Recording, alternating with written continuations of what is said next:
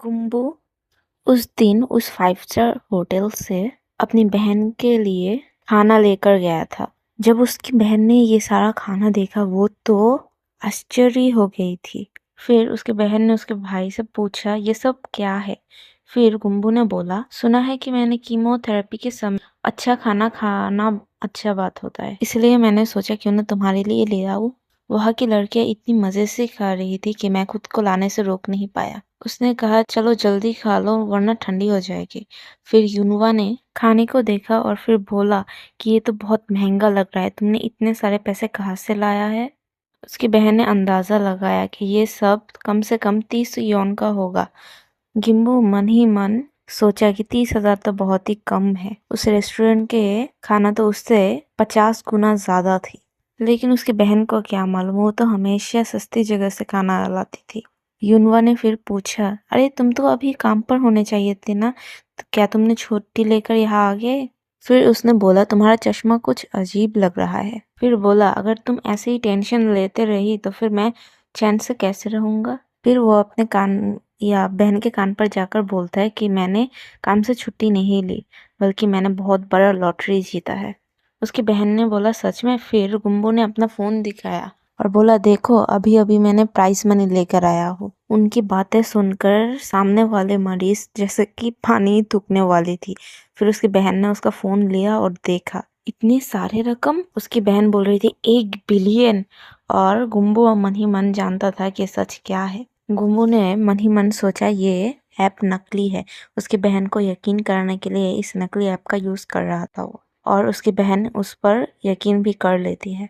फिर गुम्बू ने बोला कि इतनी सारी बातें छोड़ो, पहले हम खाना खा लेते हैं, इसे हम अपनी छोटी सी जीत समझते हैं। यूनबू अचानक रोने लगी और बोली मैं बहुत ज्यादा डर गई थी, मुझे लगा था कि मैं नहीं बचूंगी, और इस कीमोथेरेपी से भी, और सबसे ज्यादा इस बात के अगर मैं चली गई तो फिर तुम्हारा क्या होगा। सबसे बड़ी तो ये बात मेरा इलाज का खर्चा इतना ज्यादा है कि कहीं तुम्हारी जिंदगी बर्बाद ना हो जाए उसे देने में। लेकिन अब सब ठीक है, गॉड ने हमारी सुन ली। गुम्मू ने अपनी बहन को देखा और सिर झुकाकर झूठ बोलने के कारण मन ही मन सॉरी कहा। फिर उसने पानी खाते हुए बोला बस करो और रोना बंद करो और खा लो। यूनवा ने सिर हिलाया और बोल पर मैं कच्चा नहीं खा सकती। आखिर में उसने अपना खाना सभी के साथ बांट लिया। थोड़ी भी देर बाद डॉक्टर आए और यूनवा को कहा यूनवा आपका प्राइवेट रूम तैयार हो गया है, अब आप अपनी प्राइवेट रूम पर शिफ्ट कर सकते हैं। जब यूनवा ने वो रूम देखा उसकी आंखें फटी रह गई, वो रूम इतना ज्यादा सुंदर था। गुम्बो मुस्कुराया और बोला कि अब से तुम्हारा इलाज यहीं पर होगा। यूनवा ने गुस्से और हैरानी से कहा इतनी फिजूल खर्चे क्यों। गुम्बू ने शांत लहजे से कहा तुम्हारे लिए ये जरूरी है, बेहतर होगा कि तुम बाकी मरीजों से दूर रहो वरना तुम इन्फेक्टेड हो सकते हो। फिर यूनवा ने कहा पर दूसरी रूम भी तो अच्छी ही थी। इससे पहले कि वो और कोई सवाल करते गुम्बू ने कहा मुझे नया चश्मा लेने के लिए जाना पड़ेगा। यूनवा वही खड़ी रह गई। फिर गुम्बू अस्पताल से निकला और सीधा चश्मे लेने के लिए शॉप पर पहुंचा, पर हैरान हो गया क्योंकि उसके सामने वही कमीना था जो उसे स्कूल के दिनों में बुली करता था। फिर उसने बोला अरे वाह हमारे प्यारे गुम्बू, तुम तो बिल्कुल नहीं बदले, पहले जैसे ही रह गए। गुम्बू वहीं पर रुक गया और अपना अतीत याद करने लगा। उसने मन ही मन सोचा कि वो यहीं पर काम करना चाहता था और उसे इस जगह पर नौकरी भी मिल गई। फिर जिन ने ताना मारा और बोला तो क्या लेने के लिए आए हो, शायद तुम वॉशरूम यूज करने के लिए आए हो क्योंकि तुम्हारा औकात के बाहर ही ये सब। उसकी आवाज में वही पुरानी हंसी थी। गुम्मू ने धीरे से समझाने की कोशिश की कि वो यहाँ पर सिर्फ एक नई चश्मा और अपने लिए कुछ कपड़े खरीदने के लिए आया है। उसने कहा था कि उसे सुना था कि ये जगह बहुत ज्यादा महंगी है इसलिए आया, पर जीन उसके ऊपर जोर जोर से हंसने लगे। फिर उसने ताना मारते हुए बोला तेरे जैसे नीच लोगों के लिए ये जगह तो नहीं है। फिर पास खड़ा एक जूनियर स्टाफ मेंबर बोला सर बस बहुत हो गया, आप कुछ ज्यादा कर रहे हैं। लेकिन जिन ने मजाक पर उड़ा दिया और बोला तू अपना काम देख, मेरे काम पर नाक मत करा। और सभी को बोला ये गुम्बू हाई स्कूल पर मेरा चमचा था और इसका और भी नाम था, गरीब गुम्बू, भिखारी गुम्बू। गुम्मू ने कहा कि अब मेरे पास बहुत ज़्यादा पैसे हैं। यह सुनकर जिन के मुस्कान आ गई। उसने कहा, अच्छा तो चल, आज तुझे मैं गुची का लुक देता हूँ। उसने गुम्बू को बहुत ही ज़्यादा महंगे ब्रांड से भर दिया था। कपड़े ठीक करते हुए वो पिक्चर भी खरीद रहा था और एक जूनियर उसके कपड़े ठीक कर रहा था। और तभी जिन उसका फोटो खींचने लगा और बोल रहा था, अरे हटो भी ज़रा, थोड़ा सा पिक्चर तो ले लो, देखो तुम तो पूरा ही माल लग रहे हो। फिर ताना मारते हुए बोला, पहन ले अभी, बाद में पेमेंट कर देना। अंदर ही अंदर जिन एक और प्लान बना रहा था। उसने सोचा, स्टोर में कुछ नए लग्जरी प्रोडक्ट आए हैं और ये मोटा तो वैसे भी मूर्ख है और इस मौके का पूरा फायदा उठाना चाहिए। उसने हंसते हुए बोला, कैटी, आज तुझसे मैं बहुत ज्यादा इनकम करूंगा। आखिरकार गुम्मू ने कहा, ठीक है, मैं ये सब ले लेता हूँ। और जिन ये सुनकर खुश हो गया और जिन ने उसे थप्पड़ मारते हुए बोला, अरे वाह, तेरा दिल बहुत बड़ा है। थोड़ी देर सोफे पर बैठ जा, मैं बिल बनाता हूँ। पर गुम्बू ने शांत होते हुए बोला, नहीं, मैं तुमसे नहीं खरीदूंगा, मैं उस जूनियर सेल्समैन से खरीदूंगा। जिन की मुस्कान अचानक गायब हो गया। क्या मतलब? और गुम्बू ने बोला, कस्टमर ये निर्णय करता है कि वो किससे खरीदेगा और मैं अब इस स्टोर पर ज़्यादा आऊँगा। अगर तुम हर बार ऐसा करोगे तो फिर मुझे तुम्हारी शिकायत करना पड़ेगा। इसीलिए मैं सिर्फ उसी सेल्स पर्सन से खरीदूंगा। वो मुड़ा और उस जूनियर स्टाफ को बोला, क्या मैं लेडीज सेक्शन भी देख सकता हूँ? फिर उस स्टाफ ने बोला, सर यस। फिर गुम्बू मुड़ा और जिन से कहा, क्या तुम पहनोगे? जिन ये सुनकर गुस्सा हो गया। कुछ देर बाद जुन ने डुम्बो की पिक्चर ली और अपने दोस्त को भेजा और बोला, देख मेरे दोस्त, ये फैटी यहाँ पर आया है खरीदने के लिए, पैसों को पानी की तरह उड़ा रहा है, लगता है सच में लॉटरी ही मिल गया उसको। उसके दोस्त ने बोला, तू पागल है क्या, कुछ भी भेज देता है। उसी वक्त जून अपने गर्लफ्रेंड के साथ 5 स्टार होटल पर बैठा हुआ था और खा रहा था। उनकी पहली एनिवर्सरी डिनर थी और शिने उससे बोली कि फोन में पर बात मत करो, आज हमारा 1 साल पूरा हुआ है। फिर जून ने मुस्कुराते हुए बोला, अरे नहीं, मैं कुछ मजेदार दिख रहा था। और जिन ने जो पिक्चर भेजी थी वो फोटो उसने शिनेई को दिखाई। देखो, ये शायद हमारे स्कूल का फैटी है, उसे शायद कोई लॉटरी मिल गई है। तभी पीछे से आवाज आई, अरे जून और शिने बड़े दिनों के बाद मिले हैं। और पीछे गुम्मू ही खड़ा हुआ था। उसने खुशी के साथ बोला, अरे वाह, बड़े दिनों के बाद मिले। और शिनेई, हमारी स्कूल की गॉडेस, अभी भी तुम वैसी ही सुंदर हो। शिनेई ने मुस्कुराते हुए बोला, अरे थैंक यू गुम्बू। फिर जू ने थोड़ा मुस्कुराया और बोला, क्या इत्तेफाक है? और गुम्बू ने सोचा, कोई इत्तेफाक नहीं है। डिपार्टमेंट स्टोर से बाहर निकलकर मैंने सर्च किया था आईडी, फिर मुझे मिला कि वो लोग इस रेस्टोरेंट पर है, इसलिए मैं यहाँ पर आ गया हूँ। सोचा क्यों ना इनसे मिल लिया जाए। फिर जू ने डुम्बू को ध्यान से देखा और मन ही मन सोचा, क्या सच में इस मोटे ने लॉटरी जीत ली? फिर शिनेई ने गुम्बू को देखकर बोला, तुम तो पहले से बहुत ज्यादा बदल गए हो। फिर गुम्बू ने बोला, मुझे तो नहीं लगता है मैं बदला हूँ। फिर मुस्कुरा कर बोला, वैसे सुना है आज तुम्हारी फर्स्ट एनिवर्सरी है, बधाई हो। शिनेई हल्के से मुस्कुराया। फिर डुम्बो जू के पास गया और बोला, अरे जू, तू तो पहले से भी ज्यादा सस्ता हो गया है। उसने ताना मारते हुए बोला कि पहली एनिवर्सरी है तेरी और तूने बस सिंगल आइटम्स ऑर्डर की है, थोड़ा तो क्लास रखना चाहिए था ना, कम से कम फुल कोर्स मील ही ले लेता। फिर उसने शरारते टोन से कहा, उसने पहले ही मेन्यू पढ़ लिया था, फुल कोर्स मील के साथ तो लॉबस्टर भी आता है और तूने तो सिर्फ स्टेक लिया है, उस पर तो लॉबस्टर अलग से नहीं आता। जू के चेहरे में गुस्सा झलकने लगा। फिर गुम्बू ने उनका वाइन का ग्लास लिया और मुस्कुराते हुए बोला, और हाँ, वाइन भी ग्लास से ली है, बोतल से नहीं, बहुत ही सस्ती वो वाइन है।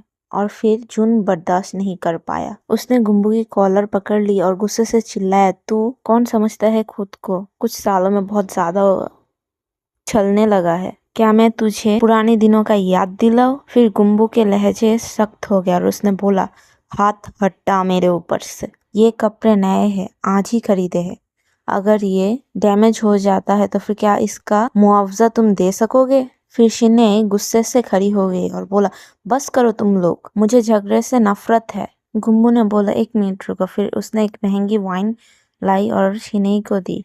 तुम्हें पता है, जब स्कूल के दिनों में सभी मुझे परेशान करते थे, तब तुम ही एक थी जो मुझे परेशान नहीं करती थी और मेरे लिए लड़ाई भी करती थी। फिर शिनई ने बोला, नहीं गुम्बो, इसकी कोई भी ज़रूरत नहीं है। फिर गुम्बो ने बोला, नहीं मैं ये देना चाहता हूँ। और फिर गुम्बो ने बोला कि अब मैं तुम दोनों के बीच नहीं आने वाला, तुम लोग डेट एंजॉय करो। ये बोलकर गुम्बो वहां से चला गया और वेटर के वहां जाकर उन दोनों का पेमेंट कर दिया। चिनई खुशी से बोला, थैंक यू डुम्बू। जून गुस्से से भड़क गया और उसने टेबल पर हाथ मारा और बोला, ओ मोटा, क्या मुझे भिखारी समझता है? वेटर, उस वाइन का बिल मेरे कार्ड पर डालो, मैं किसी घटिया इंसान का वाइन नहीं पीऊंगा। वेटर झिझकते हुए बोला, सर ये वाइन 3,75,000 रुपए का है, क्या आप श्योर है? डुम्बू मुस्कुराया और बोला, ज्यादा मत इतराओ, मैंने तुम्हारी फाइनेंशियल हालत तुम्हारे टेबल पर ही देख लिया था। याद है तुमने स्कूल में कहा था अपनी औकात में रहना। फिर सीन धीरे धीरे अतीत की ओर चला गया। जो डुम्बू के हेडफोन ले गया था। ये हेडपीसेस तो तेरे औकात के बाहर के है, तो इसे क्यों यूज कर रहा है? फिर गुम्बू ने समझा, ये हेडफोन्स उसके बहन ने बर्थडे गिफ्ट पर दिए थे। लेकिन जून ने हंसकर कहा था, तू अपने औकात में रहे। और प्रेजेंट में गुम्बू ने कहा, औकात में रहो जू, मैंने ये वाइन शिने के लिए खरीदी है, तुम उसी से पी लो। उसने वेटर से कहा, बिल मेरे खाते में डाल दो। और जू गुस्से से भर गया, लेकिन कुछ कह नहीं पाया। फिर थोड़ी देर बाद गुम्बो टेबल पर बैठा हुआ था और एक बाइट ले और बोला, वाह क्या खाना है। और खाते हुए सोचा, इन महंगे रेस्टोरेंट से भी ज्यादा अच्छा तो वही स्ट्रीट फूड ही होते हैं। फिर उसे याद आया कि पहले पैसे की कमी के कारण वो अक्सर भूखा ही रहता था। इस समय वो आज इतना ज्यादा खाना चाहता था कि उसका पेट फट जाए।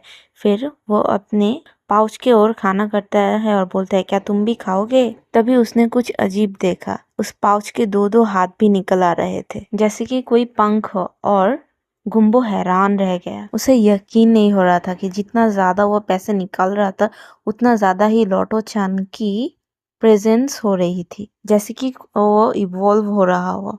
फिर उसने अपनी पाउच की ट्रांसमिशन याद कर किया कि जब उसने 65 मिलियन बाहर किया था, तब उस चीज की आंखें निकल आई और वो हिलने लगा। और अब तो उसके अंग भी निकल आए थे। फिर गुम्बो को याद आया कि अब तक उसने 193 मिलियन बाहर निकाल लिया है।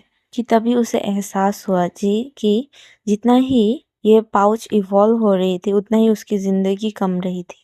लेकिन उसने उस ख्याल को झटक दिया और उसने सोचा उसे फर्क नहीं पड़ता। वो जानता था कि जिंदगी एक ही बार मिलती है और मरने के से पहले वो सब कुछ करेगा। और उस दिन उसने अपनी ख्वाहिश पूरी की।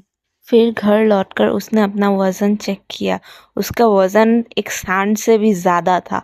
मशीन जैसे कि मानो टूट ही जाती है, इतना ज्यादा वजन। उसने बड़बड़ाते हुए बोला कि एक ही दिन में वो इतना ज्यादा मोटा कैसे हो गया। इतनी पागलों की तरह पोर्क खाने के बाद उसका वजन बहुत ज्यादा ही बढ़ गया था। उसने खुद ही माना, अगर ऐसा ही चलते रहा तो फिर किसी भी चीज से पहले हाई कोलेस्ट्रॉल होने के कारण वो मर जाएगा। फिर उसने उस पाउच का नाम लोटो चान रखा और लोटो चान से कहा कि अब वो मर नहीं सकता। उसे अपनी हेल्थ का ध्यान रखना पड़ेगा क्योंकि अभी बहुत कुछ बाकी है जो उसे करना है। उस रात वो अगले दिन की प्लानिंग करते रहा कि एक सी फूड बुफे के लिए भी जाना है, वैसे उस प्लेस पर जाना है, उस प्लेस पर जाना है। उसे लग रहा था जैसे कि वो आजाद है अब। अगली सुबह मोटा हो चुका गिम्बू सुबह उठा तो घबरा गया। उसे लगा कि वो काम के लिए लेट हो रहा है। फिर उसे याद आता है कि उसने तो वो काम छोड़ दिया था। अब उसके पास लोटो चैन है और बहुत ज्यादा पैसे। और मुस्कुराते हुए बोला, लोटो चैन आज भी मेरा ध्यान रखना, ठीक है ना? उस दिन वो बार्बर शॉप गया, नया हेयर स्टाइल और फेशियल कराया। फिर मॉल जाकर स्टाइलिश कपड़े, सॉक्स और नया सब कुछ खरीदा। उसे याद आया कि कितने सालों के बाद उसने आज इतना मजा किया।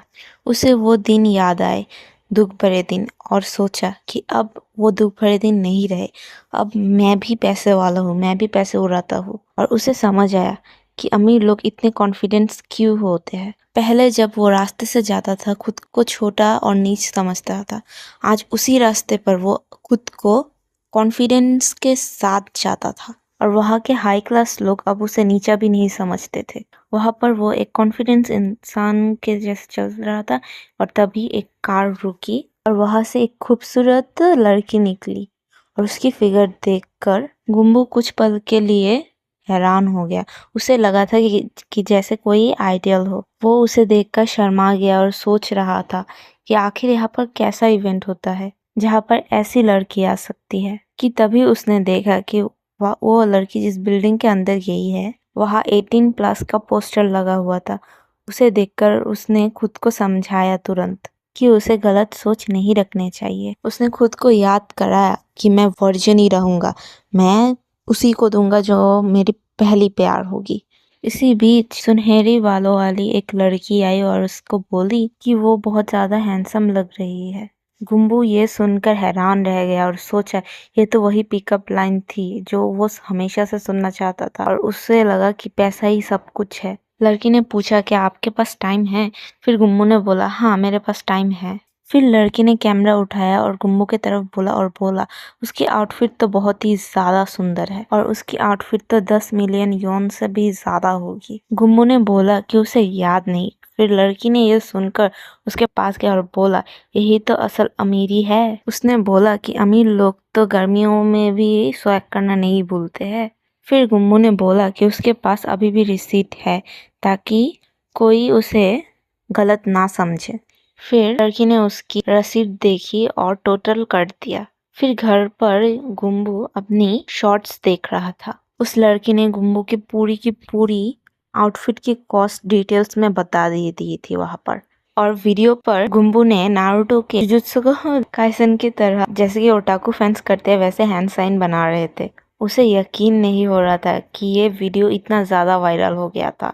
कुछ ही देर बाद उसे उसके इंस्टाग्राम पर एक मैसेज आया। उस मैसेज में लिखा हुआ था कि उसकी माँ बहुत ज़्यादा सिक है और उसके डैड गैम्बल्स पर एडिक्ट हो गए हैं और उन्हें बहुत ज़्यादा पैसे की ज़रूरत है और गुम्बू से विनती की जो वो उसे लोन दे दे और उस लोन को वो डबल करके दे देगा वापस। फिर गुम्बू ने सोचा कि सेलिब्रिटीज को तो ऐसे मैसेज हर समय आते रहते होंगे। उसे एहसास हुआ कि लोगों ने जब उसका आईडी मांगा था तो वो सच में सोच रहे थे कि वो कहीं कोई फेमस इंसान तो नहीं। उसने फोन देखा और देखा कि बहुत सारे मैसेज आए थे।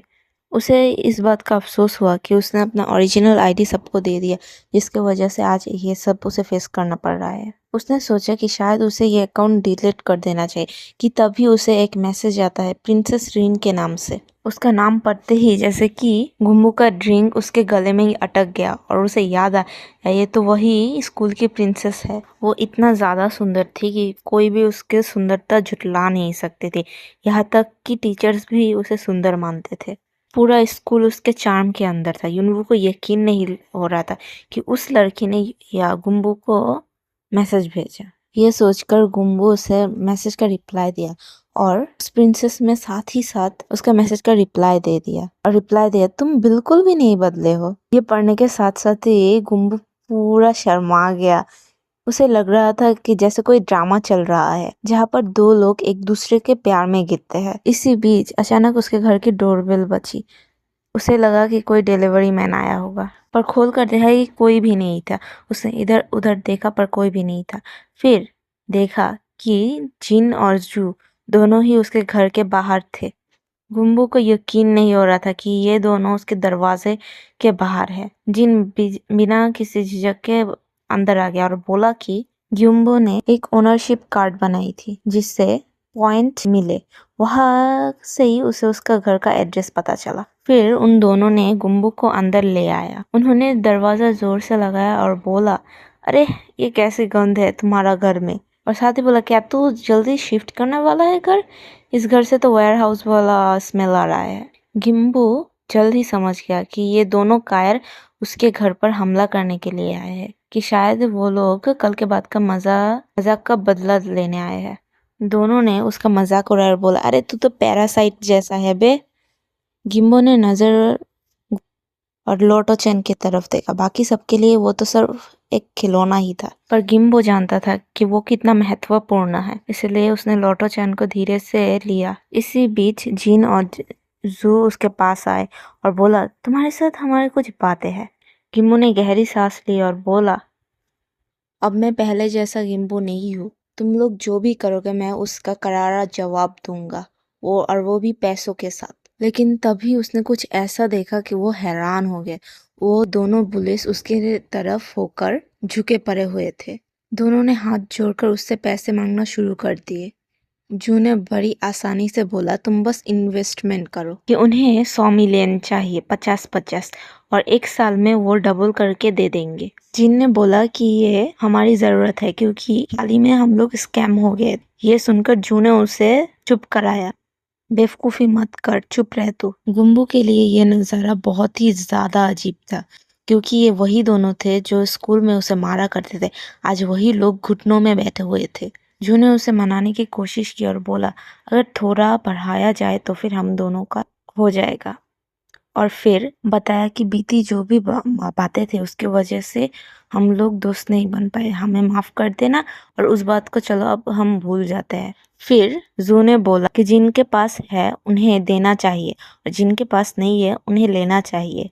ऐसे ही तो हम एक दूसरे के काम पर आएंगे। ये सुनकर गुम्बू को पुरानी यादें जैसे कि करंट के जैसे चुभ गई थी। वो दिन जब जिन और जू उससे पैसा ले जाते थे और मारते थे और मजबूर करते हैं, उसे याद आया कि कैसे वो उसे उन लोगों को एक्सप्लेन करता था कि ये पैसे उसकी बीमार बहन के लिए है, पर वो लोग नहीं मानते थे और वो लोग वो पैसे ले जाते थे। पर उन्होंने उनका मजाक उड़ाया था और उसे मारा था क्योंकि वो उसने उनके सामने बातें की। कुंबू सोच रहा था, आज वही शख्स मुझे ये बोल रहा है कि गरीबों को देना चाहिए और अमीरों को लेना चाहिए, पर आज वो पूरा उल्टा बोल रहा है कि अमीरों को देना चाहिए और गरीबों को लेना। ये सोचकर वो गुस्से से भर गया। उसने ठंडे स्वर से बोला, तुम्हें क्या लगता है तुम लोग कौन हो जो मैं तुम्हें पैसे दूं?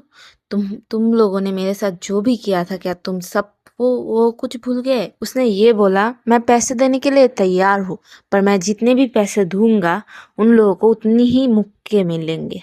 यही उसकी शर्त थी। जिन ने धीरे से जू को कहा, चुप रहना, इस मोटे के पंच पर उतनी ज्यादा ताकत नहीं होंगी, थोड़ा सा पंच खा लो।